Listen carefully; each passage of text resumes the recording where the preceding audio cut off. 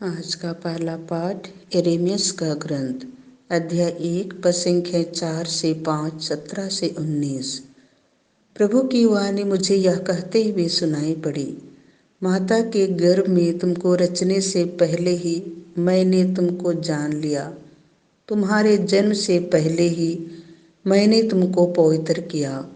मैंने तुमको राष्ट्रों का नबी नियुक्त किया।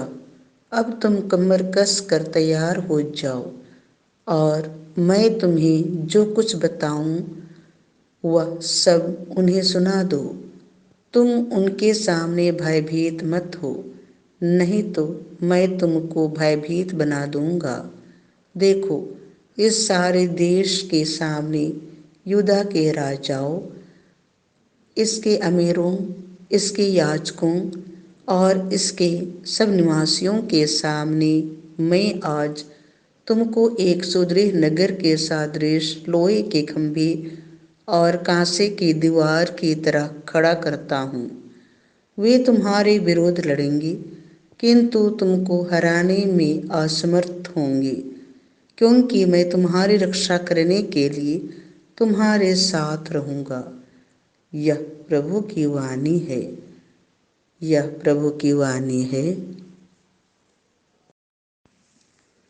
आज का दूसरा पाठ कुरिन्थियों के नाम संत पौलुस का पहला पत्र अध्याय 12 पद संख्या 31, अध्याय 13 का 13।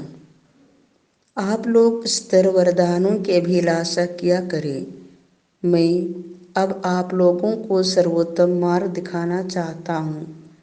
मैं भले ही मनुष्यों तथा स्वर्गदूतों की सब भाषाएं बोलूं, किंतु यदि मुझ में प्रेम का अभाव है तो मैं खनखनाता घड़ियाल या झनझनाते झांझ मात्र हूँ।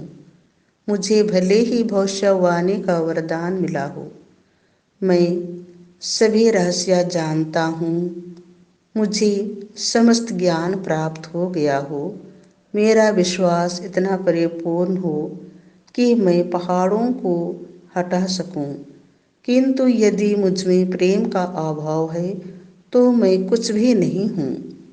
मैं भले ही अपनी सारी संपत्ति दान कर दूं और अपना शरीर भस्म होने के लिए अर्पित करूं, किंतु यदि मुझ में प्रेम का अभाव है तो इससे मुझे कुछ भी लाभ नहीं। प्रेम सहनशील और दयालु है।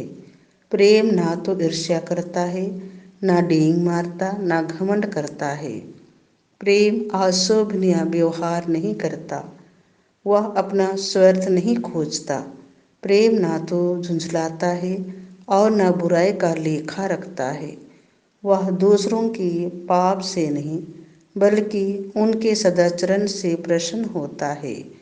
वह सब कुछ ढक देता है, सब कुछ पर विश्वास करता है, सब कुछ की आशा करता और सब कुछ सह लेता है। भविष्यवाणियाँ जाती रहेंगी, भाषाएं मौन हो जाएंगी और ज्ञान मिट जाएगा, किंतु प्रेम का कभी अंत नहीं होगा, क्योंकि हमारा ज्ञान तथा हमारी भविष्यवाणियाँ अपूर्ण हैं, और जब पूर्णता आ जाएगी तो जो अपूर्ण है वह जाता रहेगा। मैं जब बच्चा था तो बच्चों की तरह बोलता, सोचता और समझता था, किंतु सयाना हो जाने पर मैंने बचकानी बातें छोड़ दी। अभी तो हमें आईने में धुंधला सा दिखाई देता है, परंतु तब हम आमने सामने देखेंगे। अभी तो मेरा ज्ञान अपूर्ण है, परंतु तब मैं उसी तरह पूर्ण रूप से जान जाऊंगा जिस तरह ईश्वर मुझे जान गया है।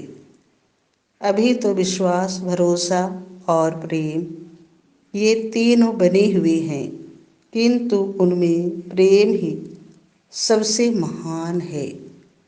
यह प्रभु की वाणी है। संत लूकस के अनुसार पवित्र सुसमाचार अध्याय 4 पद संख्या 21 से 30।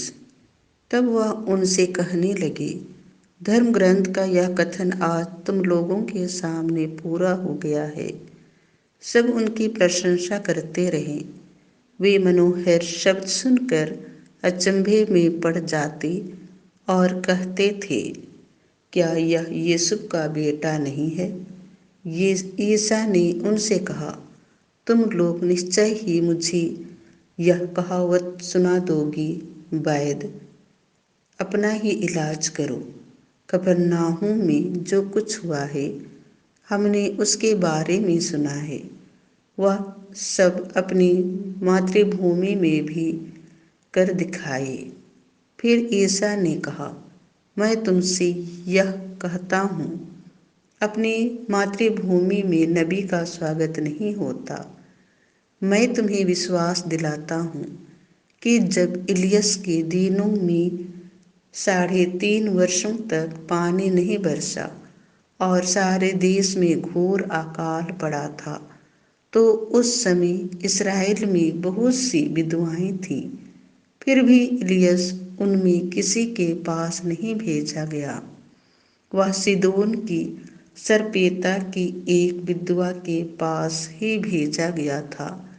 और नबी इलियस के दिनों में इस्राएल में बहुत से कोढ़ी थे, फिर भी उनमें कोई नहीं, बल्कि सीरी नामन ही निरोग किया गया था।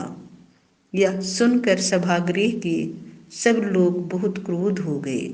वे उठ खड़े हुए और उन्होंने ईसा को नगर से बाहर निकाल दिया। उनका नगर जिस पहाड़ी पर बसा था, वे ईसा को उसकी चोटी तक ले गए ताकि उन्हें नीचे गिरा दे, परंतु वे उनके बीच से निकल कर चले गए। यह प्रभु का सुसमाचार है।